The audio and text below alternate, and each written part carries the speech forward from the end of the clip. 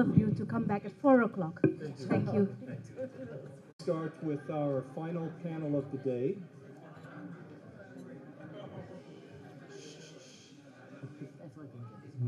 Hello, everyone. My name is Tom Garrett, and I'm with the International Republican Institute, and I'm going to bring to you the final panel of today, which is about youth approaches to building democratic processes. I don't have to tell you all, we've heard reference to it in our previous panel, but the world's becoming a younger place, at least in terms of its population. The World Bank says that youth comprise 44% of the world's 7.2 billion people. And in Asia, young people comprise even closer to half of the populations of the countries in this region. A young population can be a great opportunity for society as a source of economic growth, as a source of innovation. But in too many countries, we see, especially those where the numbers of people ages 15 to 29 years old is growing at the most rapid rate, the needs of young people are often unmet. There are several barriers to the full inclusion of youth to become full participants in the political process. And our panelists are going to speak to that. But more importantly, they're not just going to tell you the problems. They're going to try to outline to you how they have challenged and overcome these barriers through adaptation and innovation.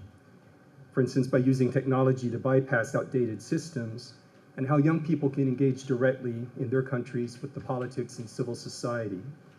So I don't want to spend much time. I'm not the youth speaker today, and I want to turn it over to them as quickly as I can. But let me introduce our panelists, and then you'll hear from them.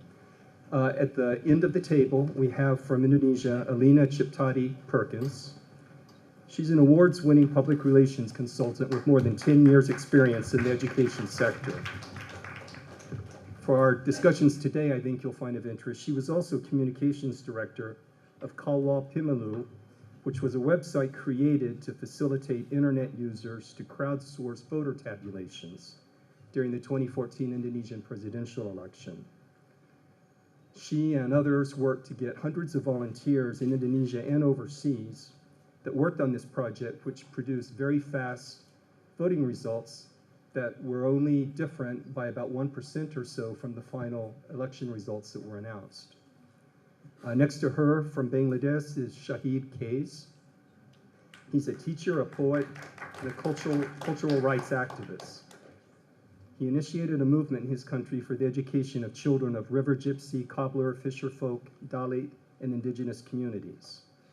In addition, he has organized a Save Mayadip movement to aid 12,000 islanders fighting against illegal sand mining. As well, Shahed has published 3 books of poetry in the Bangla language, so perhaps he'll recite a poem for us at some point. Next to Shahed is Reena Khatoon from India. She is program manager at the YP Foundation. At the YP Foundation, she develops and implements governance programs to improve public services, such as health, education, and employment for children and young people.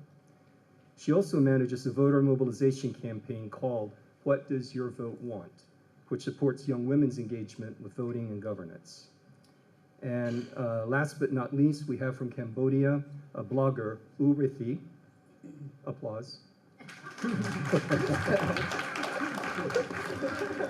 He is the founder of something called Poltikoffee, and it's a forum for Cambodian youth to engage in political debates.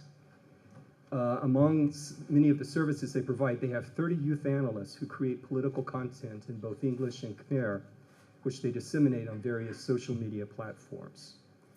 So they're all very wonderful speakers. I think you're going to have a good time hearing from them, and we're just going to get right to it with Elina Ciptadi-Perkins from Indonesia. Thank you.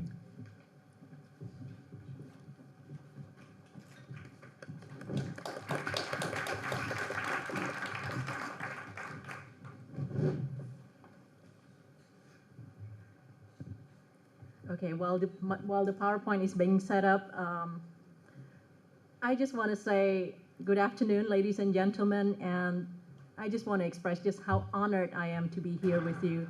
When I look at you and I look at the panelists today, I can say that you are the true democratic activists, while I am what I call an accidental activist. So I'm really honored to be in the same room with you because on day-to-day basis, I'm a mom, I'm a mother of two, I'm a wife. I bake very nice cookies. But, you know, but I am an accidental activist, and you'll see why. I'm here to represent 700 non-political, mostly young Indonesians who are totally disenfranchised with politics. But the year 2014 sees an unprecedented wave of political euphoria and volunteerism in Indonesia. And that also marked the year of breakthrough in open data initiative by the government in Indonesia. So I would like to share a little bit of that here, and with the hope that the same open data initiative, as well as the spirit of volunteerism, will catch waves in different parts of Asia. So I'm a member of a group. It's not even an NGO, it's not an organization. It's just a group of mostly young people with nothing better to do, and we name our group Kawal Pemilu. And okay, so Kawal Pemilu, there was no lengthy plan that goes into the creation of the project. At that time, this was last year, there was a very polarizing presidential election in Indonesia. There were only two candidates. They cannot be any more different. And their fans and their voters are also very, the campaigns were very divisive. And on the 9th of July, 2014, after most people cast their ballot, both parties claimed that they have won. But none of them actually mentioned where they got the data from. So the sitting president at that time, President Yudhoyono, he called up the elections, the chairman of the elections agency, and he voiced concerns over election disputes. And he specifically mentioned to the chairman of the elections agency, please guard the election. And the name Kawal Pemilu was inspired by that, because Kawal is guard and Pemilu is election. So kawalpemilu.org essentially means to guard the election. It is an independent effort by non-partisan netizens to guard the election. And how do we do that? We did a parallel vote count to validate or to question the official vote count. Because at that time, what we found out was that the summary of the recapitulation notes from each voting booth was actually scanned and then made public. So if we could access that, we could do our own tabulation. And if our result is very much different from the official result, then we can question their result. Or you know, if it's pretty much the same, then we can validate their result. The movement was unstructured, sporadic, it's viral. These are the brains behind the project. As you can see, they're all young, they're all in their 20s. They have been friends since high school, and they were all math and computer geeks. So when they found out that they could access the scanned forms of the summary of the votes, they jumped at the chance to create their own tabulating system. And they all work in the virtual world. None of them actually live in the same country. So the guy that created the system lived in California. The guy that created the security system lived in the Netherlands and Germany. The guy that came up with the concept, Ainun, he lived in Singapore. So this is what we call the C1 form. This is the summary of the vote from each voting booth. It shows you how many people vote for each candidate. So basically what we did was basically showing a part of that form onto a computer screen so we can manually tabulate the result. There's almost 500,000 voting booths in the whole of Indonesia, and we managed to tabulate the 70% of the data in just 3 days, 97% in just 6 days. While the official tabulation process actually took 2 weeks to complete, and it took us only 6 days. And why so fast? It's because of this. The official count system is a tiered count. So it goes from voting booth, and then they do their own tabulation at the sub-district level, district level, all the way to country level. So there's like six tabulating meetings. There's 6 recapitulation meetings that they have to go through. While we go from voting booth and we go straight to country level because it's all computerized, it's all digitized. So if we see any errors, we can pin it down to kind of like exactly which district, which voting booth it is, just by kind of like inputting the right information at voting booth level.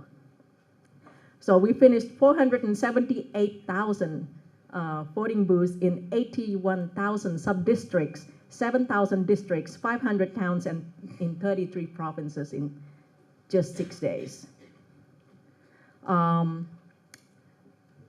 Okay, and we were not the only group of people who were doing this. There was a wave of volunteerism among young people in Indonesia last year, and we were actually the last website to launch. But because we were the last to launch, we could learn from the mistake of our predecessors. Some of them were hacked, the data was tampered, the people got different kinds of threat, and then they got scared, and basically they bring the server down. So we were the last to launch, and we became the big name. And so the question was, what makes Kawal Pemilu different? The first thing that made us different is what we call gamification. Gamification is because if you look at data entry, it's a very tedious, boring process.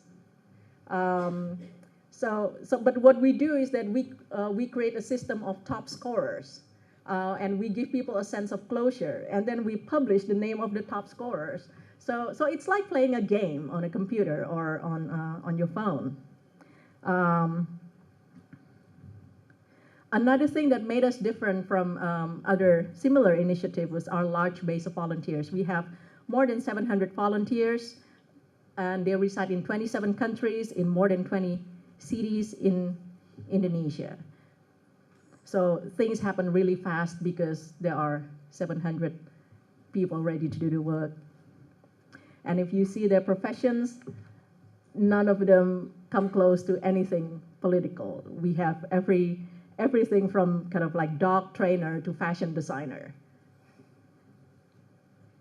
Another thing that we did that many of other colleagues didn't do was intentional use of the media. We had a very, very good IT initiative, but at the end of the day, if nobody knew about it, nobody used it, the project is a waste. So we knew from the very beginning that we had to use the media intentionally. So we're not very picky about which media we want to be in. If they would have us, we would have them.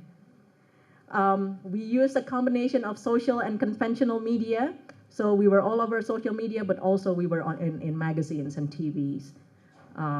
We also created our own content. We created infographics to educate public on the counting process and why our counting process was a lot faster than the official one. And whenever possible, we do use kind of human interest. We use humor. We use endorsement campaign. It's because sometimes for something like this, you can't talk about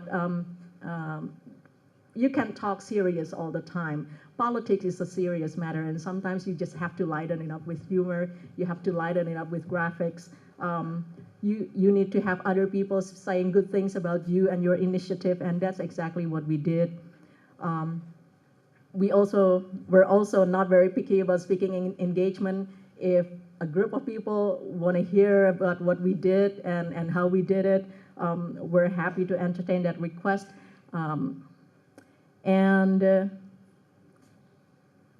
So feel free to ask me any more question about what the project was about and how we did it and the impact that it had on Indonesia. But I just want to go through this slide very quickly. The key takeout for creating a social movement, you need to take care of the technical and the communication side of it. Know your purpose, find its appeal, and then make it easy for people to do the job. Break the project into small chunks, especially if you want young people involved, and then recruit trustworthy people. And then ensure that you have a consistent message. You combine the use of social and conventional media. Be generous with speaking engagement like this one. And whenever appropriate, use endorsers, use infographics, humor, human interest angle. And that's it from me for now. Thank you very much, ladies and gentlemen.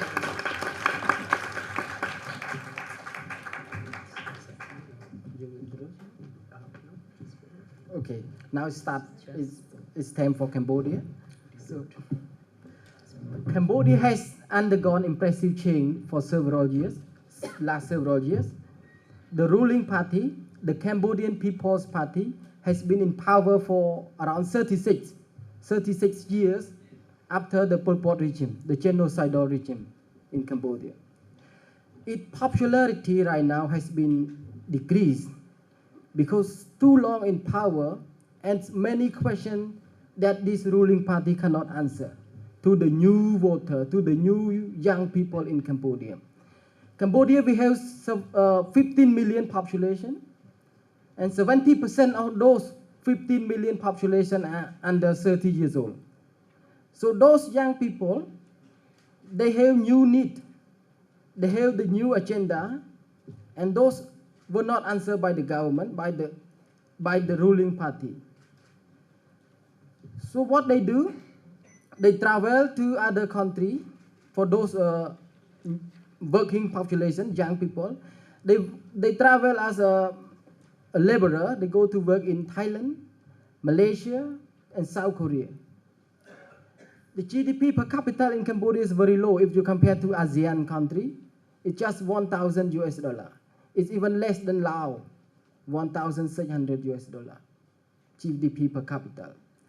So when those Cambodians, they travel to other surrounding countries, including South Korea, they see something new that they never seen before.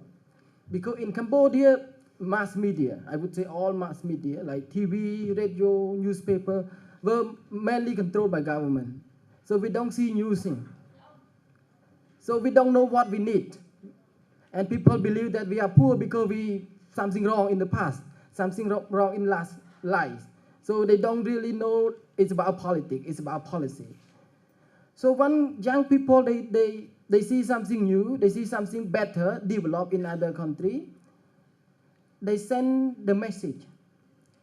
They have information. So they not only remitted the money home, but they send something new to their parents, to their family.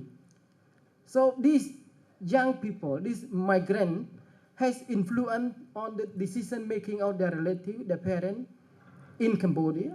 So these people vote to change the current government. So the current government still in power, but the popularity is almost like gone, almost like he lost 22 seats. So the politics in Cambodia right now is almost, I would say, zero-sum game politics between the opposition and the ruling. So the ruling is facing the threat of losing election in the next coming election in 2018. Young population plus social media, Facebook, for example, has created, I would say, a word called e-democratization in Cambodia. That people start talking a lot about politics through online media, through Facebook, through Twitter. In Cambodia, we have 1/3 of population. We have 15 million, so 1/3 of population access to internet. So 5 million people access to internet, and 1.7 million has Facebook account. So this is a very new mean of political or social participation that never before our country has this kind of medium of expression or comment to the society and the politics. So politics becomes a zero-sum game between the ruling and opposition is joined together. Before we had two strong opposition party, but now they join into one. So very strong. So it becomes zero-sum game. And the political party try to bring youth to be under the umbrella, to speak the message, to advocate for support. That is why we create an informal group called Poltikoffee. I created it after I left India in 2011. So Poltikoffee is an informal and unregistered youth group that you mobilize young people who are interested in politics to drink coffee and talk politics. So it's Poltikoffee. 90% of Cambodian youngsters consume alcohol. So I'm thinking, they should not drink too much beer, alcoholic. They should drink coffee. And they should talk something about